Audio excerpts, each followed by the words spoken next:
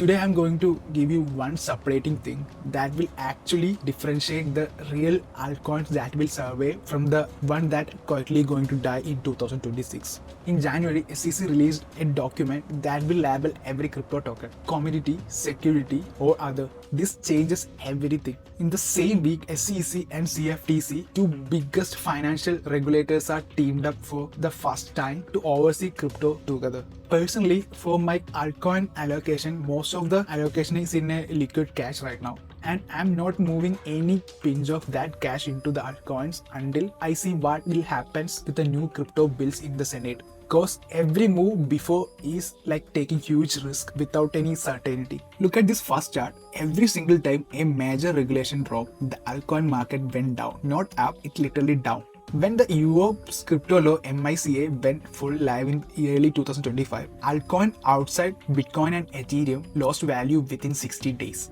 And this happened every time. The old idea that everything will pump in alt season, that was before regulation. That rulebook never going to apply right now. Now look at this second chart. The altcoin with real working products are separating from the others with nothing just but hype. The gap is literally growing here. Currently, Chainlink runs around 67% crypto data market and it's literally protecting $93 billion in transactions. And their CEO Sergey just appointed to a US government advisory board on February 30th. And in the case of Solana, they already have $1.6 billion worth of real-world assets running on their network.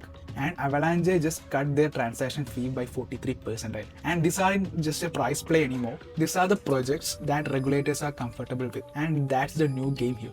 Before I go further, there are some points where this video's thesis will break down. Okay, so quick note here. This video connects really well to our revenue protocol video. We discussed the hype's growth while Bitcoin is going down. Okay, so if you want further details, you can check that video as well. The first point that this thesis will go wrong is the Senate's new crypto bill fails before November. If this happens, the uncertainty will come back. Even the good altcoins will go deeper, 20 or 30% correction. And second point, and Bitcoin dominance will stay where they were and doesn't comes down. If Bitcoin keep absorbing all the money, nothing will flow into altcoins, not even in the good ones actually. And at last point, if Fed is raising interest rate again, this pull money out of all risk assets, including crypto. Here is how big institutional investors are filtering the market right now. There are three questions they will ask before they get into any altcoins. Question 1, is it legally classified? After the SEC's January statement, the compliance team now have a checklist. If token isn't clearly labeled, they won't touch it. Question 2, does this token actually do something? Not plans or any promise, means like does it have the real users, real transactions and real revenue right now? Question 3, can institutions get in and get out easily? The new stablecoin law, the Genius Act, built that bridge. And it is expected to live by 2027. In the case of Chainlink, they passes all these three questions. And Solana and Avalanche will pass here. And of course, Ethereum will also pass here. But in the case of a meme coin with no product from 2024, it fails all three. In Europe's MiCA, if you don't know MiCA is Europe Union's digital asset framework, and they forces exchanges to delist the tokens that doesn't even have any working product. And here is the important part here. What happens in the Europe will usually show up in the US about 60 to 90 days later. So what actually smart money is actually looking for?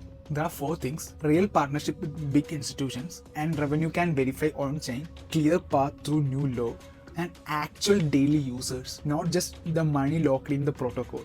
Because the numbers can be literally fake, and you already see in the past years how that manipulated the market. Let me give you the 3 scenarios I just formulated with the data we collected in past couple of weeks. Best case, only the 15% chance here. The crypto will pass Senate before July and big money will follow into the utility tokens like Chainlink and Solana, Avalanche, and they will lead the move. And most likely scenario, it has a 60% chance. In this case, there is a huge chance that bill gets delayed and stablecoins get cleared, but altcoins will still stay in a gray zone. And good projects will hold steady or go up slowly, and speculative ones will keep bleeding.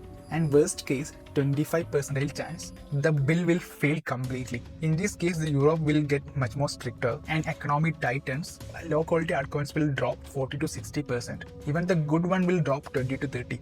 But the good one will recover much more faster. The question is not about your altcoins will go up or down. The question is whether it can survive a regulatory stress test. and most can't here.